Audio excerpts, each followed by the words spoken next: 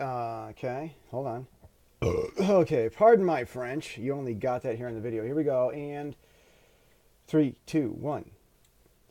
I am Jesse Steele, and I wear many hats, and this is my weekly journey. This week, I am rebranding the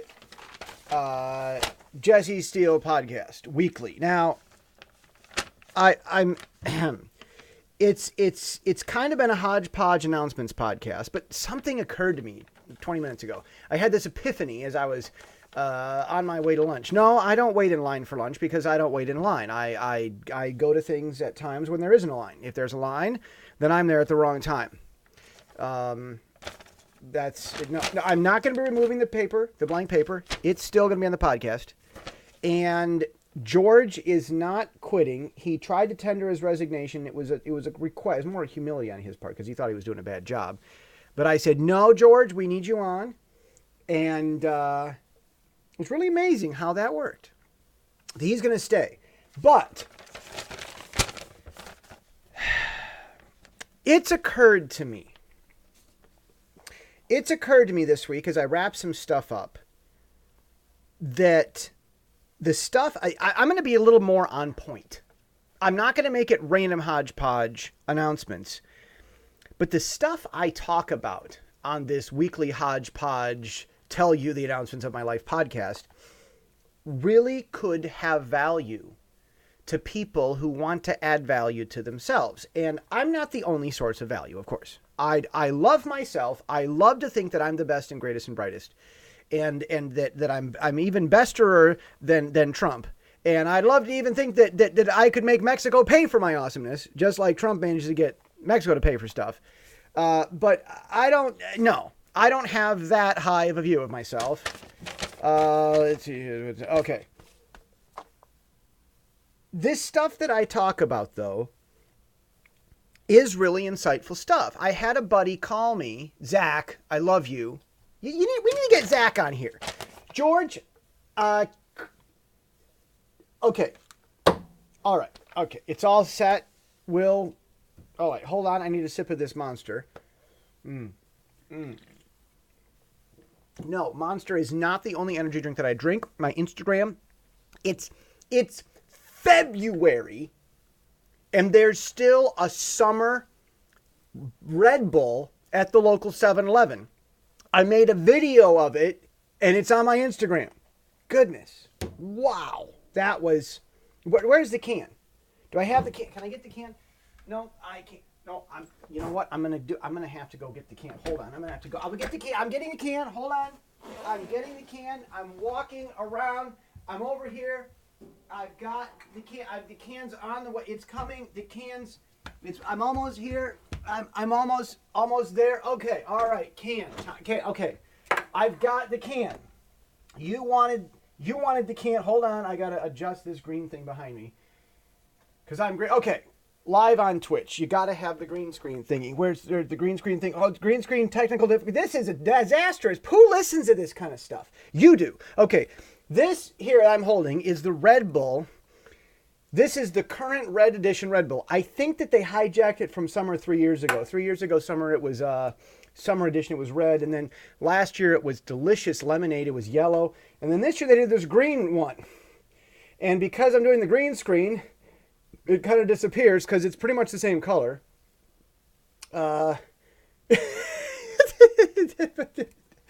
The video editor thinks that my green Red Bull is a green screen, but you can see it says summer edition. You know what? Go to Instagram and look at the copies of it. It was still there. You know, the thing about Red Bull is the normal flavor, Red Bull and Monster, a Rockstar for that matter, the normal flavor tastes terrible. It's horrid. And I don't know what, maybe people got addicted to it and it's like coffee. I'll grant that. But I just think it's terrible myself. Okay, to each his own. Now, this podcast, I said I'm rebranding this podcast. And I'm rambling and I'm talking about, it occurred to me this week. A friend asked me about blues and jazz. He said, what's the difference between blues and jazz? I said, well, there's a few differences. If you're a blues musician, you'll be focusing on your style and ability. If you're a jazz musician, you'll be focusing on ways to philosophize and justify that all music is jazz.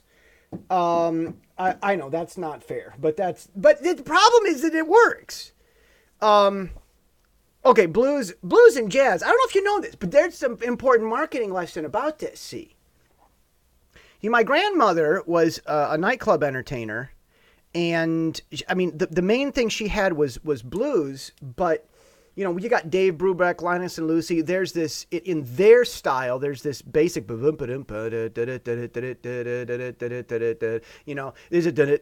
it's a rub your stomach and pat your head type of rhythm, and then there might be a theme, and then you go off and just do whatever. It's called improv. And the idea of jazz is, my grandmother always said, jazz isn't about what you play, it's what you stay off of. And so there's truth to that. It's about what you don't play, because pretty much anything goes in jazz. That's the idea. Jazz establishes rules just enough so that it can break them all the time. Jazz, the only purpose jazz has rules for is so that it's breaking them. And that's probably why a lot of white-collar guys like to listen to jazz. They want to go to the club, white-collar lounges, and they're playing jazz. Right, okay. Well, blues, I'm a blues man. I like blues better. Now, both of them require skill. Both of them, it celebrates the musicianship. Jazz or blues. Isn't it awesome hearing that guy, that girl, whatever. Hear the way that they make that thing play noise. I mean, B.B. King, most people make their guitars sing. B.B. King made his guitar talk. My buddy running the soundboard up at Interlochen in near Traverse City, Michigan, said that when he was running the board when B.B. King showed up. So the thing is, most songs, it's like it's got a thing and a theme and an end, and this is a song. Blues and jazz just goes on and on and on and goes and goes and goes and goes. And from a marketing perspective, it's kind of like coffee and toilet paper. The biggest businesses are the boring, mundane things. If you want to make money, you've got to look at the mundane. I mean, there's more money in socks than there is in the best designer blue jeans out there. And that made a lot of sense to me. That really made a lot of sense to me. So I was sitting here this week and I was looking at the announcements that I've got for the week. Pink Right. I added a new page, nouns and verbs. I have a complete vocabulary curriculum and 100 nouns for people to study. That was a big addition. I published over 400,000 words. Some will be available in print not till another year and a half. That's only 60,000, but shy of the 60,000 that's going to slowly be released to the public. By the end of the year, all of it will be available to the public. Another 6 months for it to be in print. But shy of that, I mean, it's 1 million words finished and ready, just waiting for the time. It's only 60,000 waiting for the time. 1 million words in print in 10 years. Pretty good work. I added the Shell 401 course to my Linux programming teaching class. I'm actually going to get going on that. I had a discussion this week. Two more things before my discussion. The cheesyreview.com, my little, it's a chimney is what someone told me in Vietnam it was. I review food and I review wine, and it's really a silly review. And it gets as many hits as jessesteele.com. And I don't put much on there. It's just wine and cheese and food. And I don't do it much. And it gets the same hits as my podcast website. I'm telling you, there's money in toilet paper. There's money in the routine stuff. Jazz and blues make the money. There's something to this. And then, I yanked Medium. I stopped. I'm not putting my stuff on medium.com anymore. I'm not against it, but Medium was just one more thing to do. And I had this thing where it would automatically publish. People would go follow me on Medium because they liked my stuff, but I'm done with Medium. I'm done with it because they won't let me auto-publish. So fine. They don't want me. They're not going to create more work for me. And if there is a pay for play type of plugin to auto post to Medium, it's not financially worth it because I do SEO all kinds of other ways. I don't do SEO. That's the thing. I've got all these different websites and they get 100 hits a week or a day sometimes. Not a week, a day. Excuse me, 100 hits a week. Who cares? And I don't advertise. I don't do SEO. It's all organic reach. The Pinkwright website is growing its audience. All organic reach. Beaver Builder. I'm going to go over my time here because I want to tell you about Beaver Builder. I'm going to try to keep this under 10 minutes. I guess Red Bull took the time. Look, if Red Bull has a nice flavor, go buy it. Tell them to get rid of that terrible nastiness. No, Red Bull's not paying me for this, George, and I don't need to because I don't do paid advertising spots. I have enough of my own products in different places that I can advertise. Look at this. See this shirt I'm wearing? Stay awesome. This is not a font on the t-shirt. I designed those letters, and it won't happen alone. This is my Avenue Guru thing. It's coming. This is a new shirt. It's not available yet. Avenue Guru .1, not .com, .1. It's coming. Made this shirt because a kid inspired me. I wanted to test it out, and I think I'm going to go have a free shirt made for him, frankly. Beaver Builder.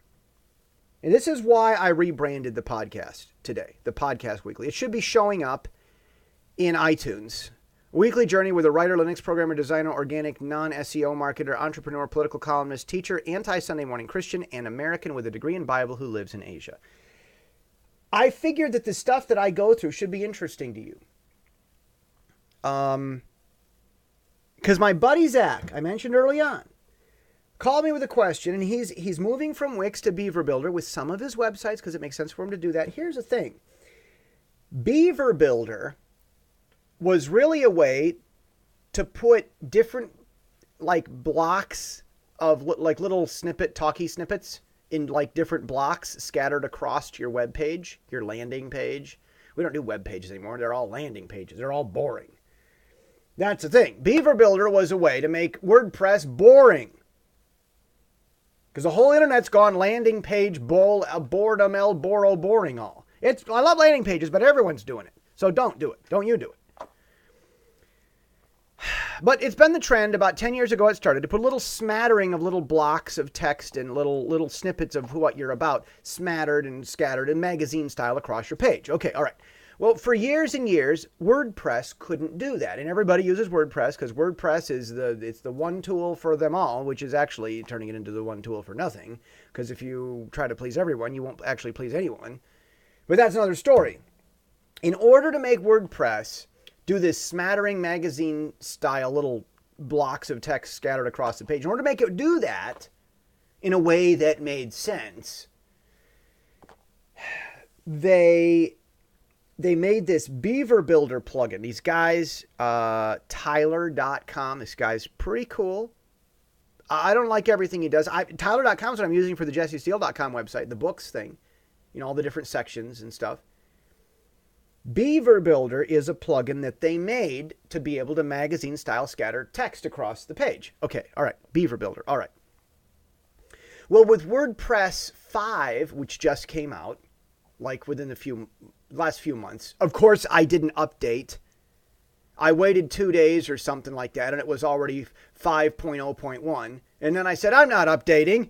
And it was 5.0.2 shortly after that. I think I waited like a month and it was 5.0.3. Ah, there we go. Now we got the bugs worked out. And I'm like, why would you ask me, WordPress? Why would you ask me to update when you know that you're going to have bugs to work out? What is going on with you guys? Who does that? Never update. Updates break things. Updates are not good. Updates should be called down dates. They mess everything up. I'm sick. Are you sick of the updates on your phone? Update. Windows. I'm sorry. Your airplane is not allowed to take off because you're not allowed to turn me off because I'm in the middle of updating. When WordPress updated to version 5, they changed their editor and called it Gutenberg, named after the first printing press dude and the city and stuff. Gutenberg. So WordPress named its new editor Gutenberg.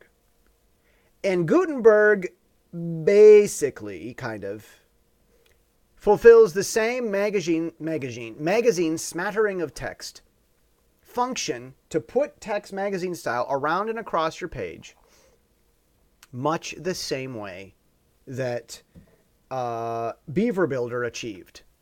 But because it's part of core WordPress, you don't have a program on top of a program on top of a program with a very complicated program figuring it all out.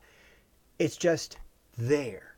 so it'll be lightweight and fast. So sorry, Beaver Builder, all you guys served to do was to be valuable marketing research as far as what product should be given priority in the roadmap of the product management in a WordPress. I mean, really, I think that WordPress basically looked at Beaver Builder and said, guess what? People want this, and they're certain to do it. That's the thing. See, all those plugins, we'll do free plugins. You can make plugins on our store. That's free research, dude. If you're writing plugins for WordPress, all you're doing is giving WordPress free research. Why would you do that? See you next week.